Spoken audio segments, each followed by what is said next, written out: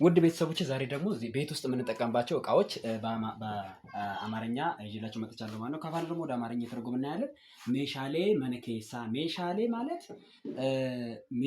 ማለት እቃዎች ወይም መሳሪያዎች ቤት ውስጥ የምንጠቀምበት ማለት ነው። መነኬሳ ማለት መነ ቤት፣ ኬሳ ደግሞ ውስጥ። ስለዚህ የቤት ውስጥ መሳሪያዎች ወይም እቃዎች ነው። የመጀመሪያው ሲሬ ነው።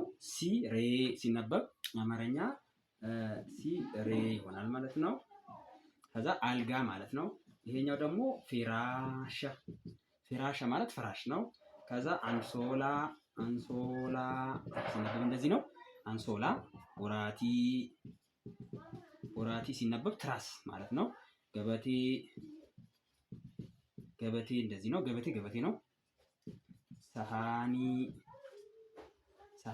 ሰሃን ማለት ነው። ጀበና ይረዝማል። ኦኮቴ ይሄ ማሰሮ ነው። አልቤ ቢላዋ፣ ሙክቱማ መውቀጫ ነው ወይም ሙቀጫ። ቲቪ ነው። ራዲዮ ሲነበብ እንደዚህ ነው። ቴሶ መቀመጫ ማለት ነው። ሚንጃላ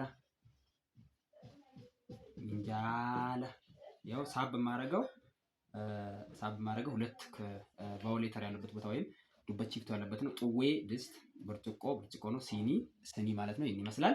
በቀጣይ ቪዲዮ እስክንገናኝ ነጋታ